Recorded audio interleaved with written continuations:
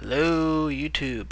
So I just picked up Mortal Kombat, or should I call it Mortal Kombat 9, or should I call it Mortal Kombat 2011? I don't know, but whoever in marketing keeps on doing this to different franchises, stop. Not only stop, get another career. Because it annoys the hell out of me when they do this. Or should I probably call it the Mortal Kombat? Yeah, stop doing this stuff to franchises. If it's a sequel, it's a sequel to something. It's not the first one. Therefore, either give it a number or subtitle. Stop joking. We know it's not Mortal Kombat 1. Now that I've said that side note, get back onto the track here. Mortal Kombat just got out for the PlayStation 3 and for the Xbox 360. I am playing, my version is the Xbox 360 version, so sorry, no Kratos.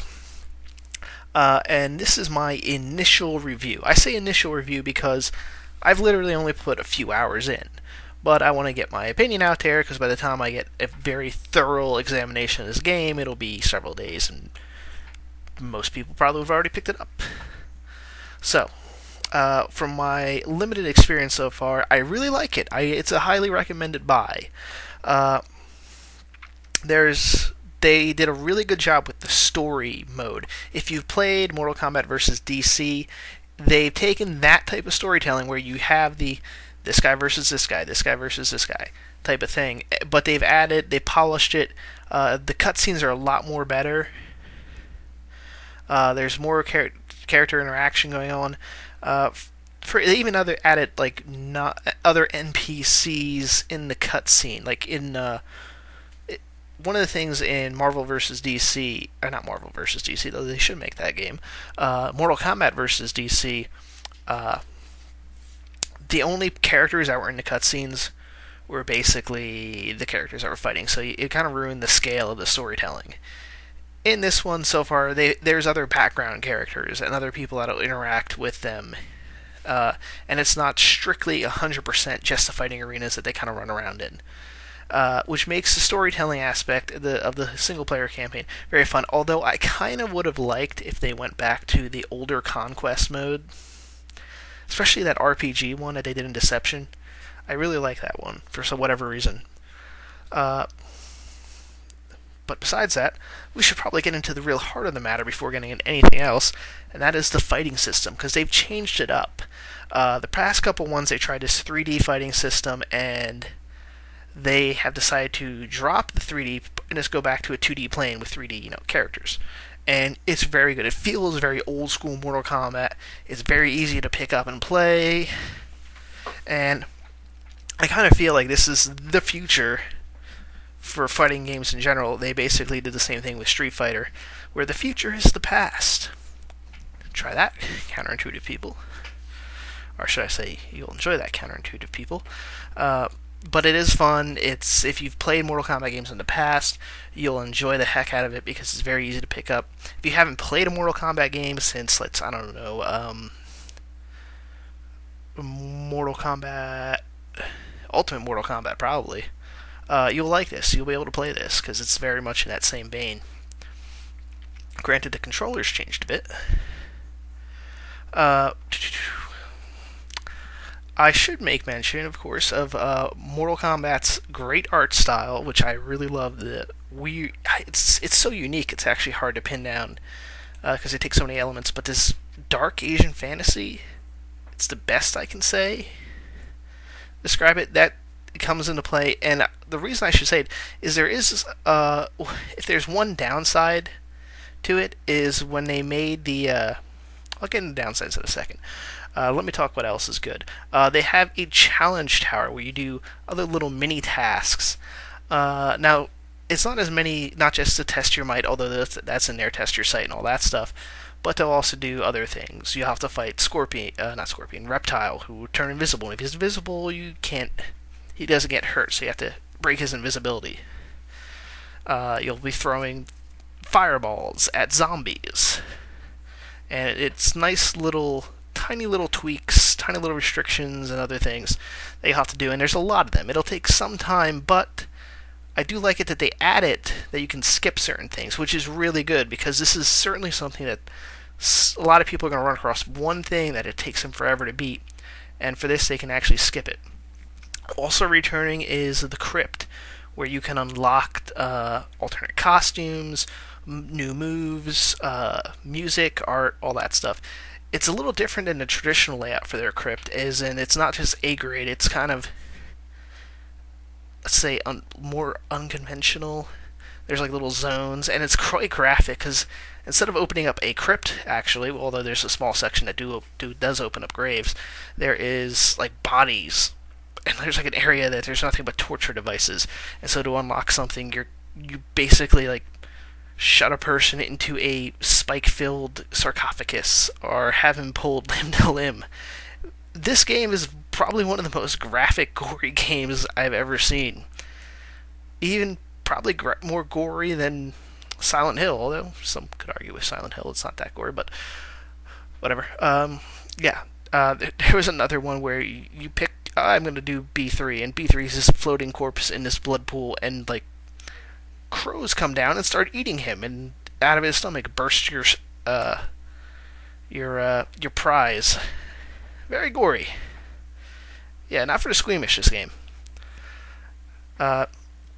That's returned. There's a viewer. They have several online modes. I really haven't gone to the online play yet, so I can't really speak for that. That's one of the things. As I said, this is an initial review. I really haven't done much of an online thing because you kind of want to get a feel for all the characters first before you kind of get into that. In addition, they do have the traditional kind of fighting tournament where it's just one big giant column with the different characters' portraits, and you move your way up one by one. That is there, though that's not the actual story mode. Graphics are... I like the graphics. Not super cutting edge, but they look very good. And is there anything else worth mentioning? Trying to think. Fatality. No, the fatalities are pretty good so far. Basically the plot. You kind of have to wonder here with well, not the plot, but the characters. What your selection is. Well, this is a few years ago, a little while ago. Marvel decided to try to limit the amount of mutants in the X-Men franchise, and what they basically wound up doing is just having it affect nobody. Which is kind of like that. Armageddon, the last game, was supposed to kind of wipe... Well, not the last game. The last serious game was supposed to wipe the slate clean and almost be able to like have just like core few characters remaining around. Well, this game so far has a ton of characters. Pretty much everybody from Mortal Kombat 1, 2, and 3, with the addition of Quan Chi and Ermac. Well, yeah, Quan Chi and Ermac are in this game. I think there's maybe another new character, and, well, obviously PS3 people, you have Kratos, who actually fits in very well. But, yeah, character, I guess I kind of like it that it's back to the classics, but maybe one or two, although I have a feeling if they added one or two new characters, they probably would have selected like every other new character they've tried to add since 3, with, like I said, the exception of Quan Chi, who, for whatever reason, tends to be popular. I don't mind him, actually. That seems to be it for all the stuff I liked. For stuff let's say, problems I've experienced so far, there's two, and one's actually not even that much of a problem. The backgrounds are very active, very cool. So cool that I've occasionally become distracted in fights because there's this really cool stuff going on in the background. There was one where there's I guess it's supposed to be during Mortal Kombat 3 where they invade Earth. There's like a giant monster, the army's fighting them in the background, cars are swerving by, like literally right by your characters, and so you get a little distracted. Like, what's that cool thing in the background? What's that guy doing? And the other guy winds up kicking your ass during that short period that you kind of lose focus. Of course, after you play a level a few times, you stop noticing, but it's both a little bit of an issue, but also a compliment to like really good background stages. The other is I've occasionally found the controls to be a little unresponsive. Now that could be my controller, or that just could be me. But occasionally I'm trying to pull off moves, and quite often I'm pretty sure I hit all the right buttons, but Liu Kang didn't shoot a fireball. Particularly Liu Kang, for whatever reason. A lot of the other guys I was able to do their stuff very easily, but Liu Kang, I don't know. That is it for now for the initial review. Stay tuned for my final review if I ever do it. If there's no big differences, I guess I probably won't, but these are my initial reactions. So if there's something real late in the game,